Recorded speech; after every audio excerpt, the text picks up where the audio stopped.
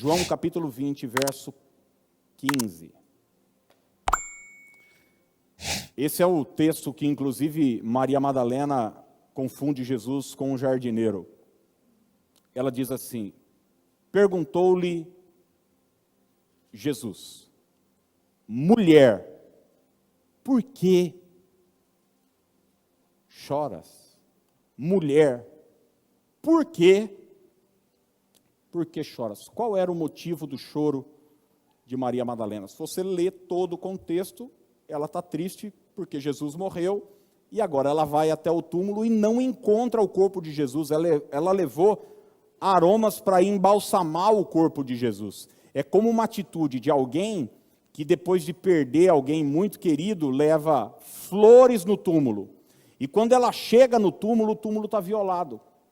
A pedra não está mais lá. Imagina você, como é que está o coração de Maria. Ela começa a chorar, mas Jesus diz para ela: mulher, por que choras? E a primeira lição que eu quero deixar para você aqui, hoje à noite, é a seguinte: não chore.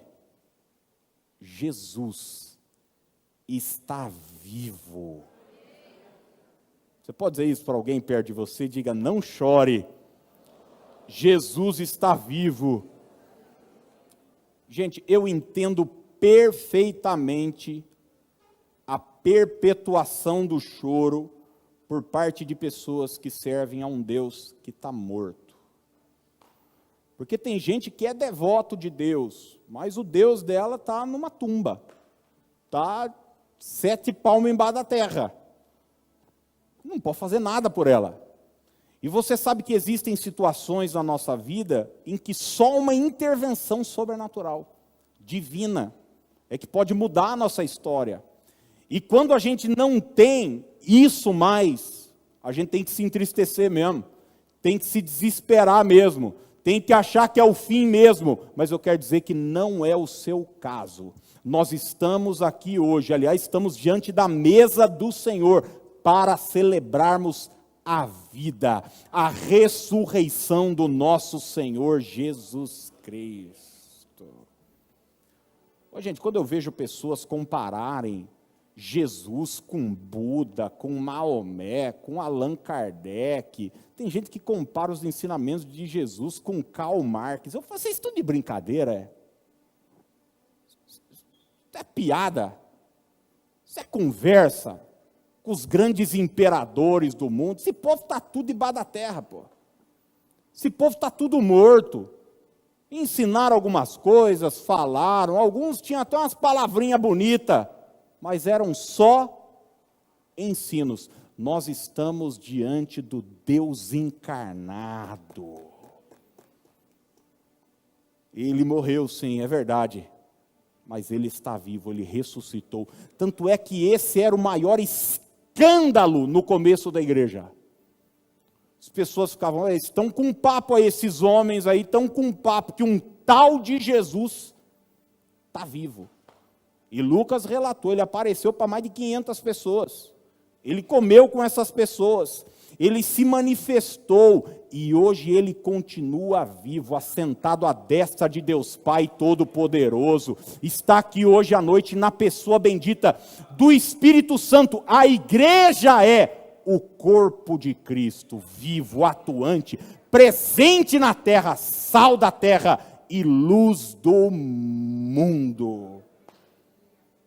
Quando a gente tem essa verdade cravada no nosso coração, a gente não se desespera, porque a gente sabe que tem alguém que é por nós. E eu quero declarar essa verdade sobre você hoje: Deus é por você. Deus é por você. Quando eu oro, quando você ora, eu não estou falando com a parede, gente.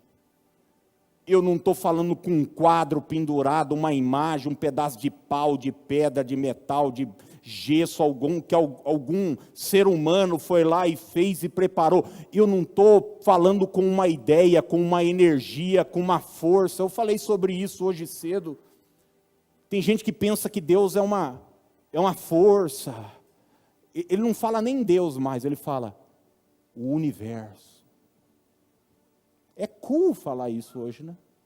Ai, que legal, nossa, que pessoa inteligente. Ela falou, e o universo trouxe para... Que conversa é essa de universo? Eu tenho um Deus que está vivo, que me ouve.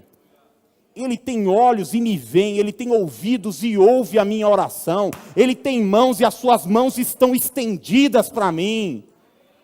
É óbvio que o olho físico não pode captar isso. O olho não viu, o ouvido não ouviu. O coração do homem não pode captar, as sensações humanas não podem captar.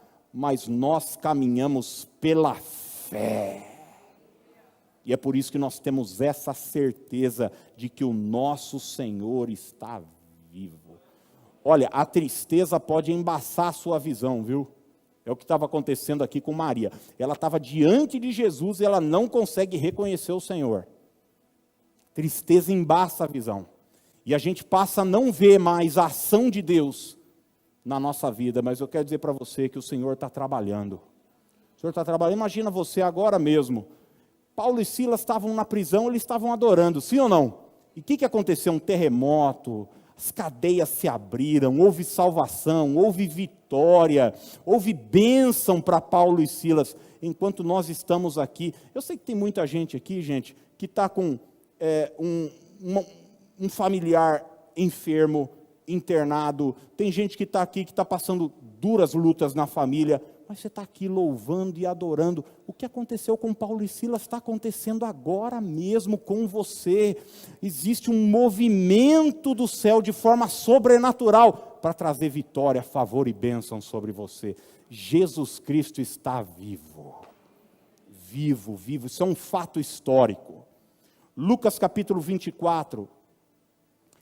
Aqueles homens a caminho de Emaús estavam entristecidos também. Mas olha o que o texto diz. A partir do 15, aconteceu que enquanto conversavam e discutiam, o próprio Jesus se aproximou e ia com eles. Seus olhos, porém, estavam como que impedidos de o reconhecer. Então, lhes perguntou Jesus: que é isso que vos preocupa? E de que ides tratando à medida que caminhais? E eles pararam o quê? Entristecidos. Bom, eles estão tão tristes que eles não conseguem reconhecer Jesus. A mesma coisa que aconteceu com Maria Madalena. Mas se você continuar o texto, Jesus chega para eles. Eu acho espetacular como é que Deus faz perguntas. A Bíblia tem mais pergunta do que resposta. Jesus fez mais pergunta do que deu resposta. E Jesus diz assim para eles, porque eles falam: você é o único que não sabe o que aconteceu em Jerusalém nesses últimos dias? Das coisas que aconteceram? Sabe o que Jesus fala para ele? Que coisas? Tipo, me fale, o que aconteceu? Daí eles começam a falar. E daí Jesus dá uma aula. Desde Abraão, Moisés, as promessas, as profecias.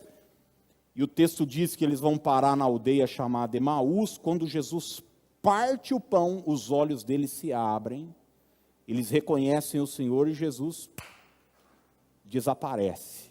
E eles, que estavam tristes e preocupados, agora se alegram. E eles dizem o seguinte: não nos ardia o coração enquanto falávamos com ele?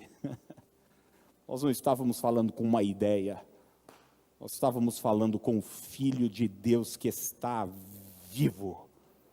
Bendito seja o Senhor.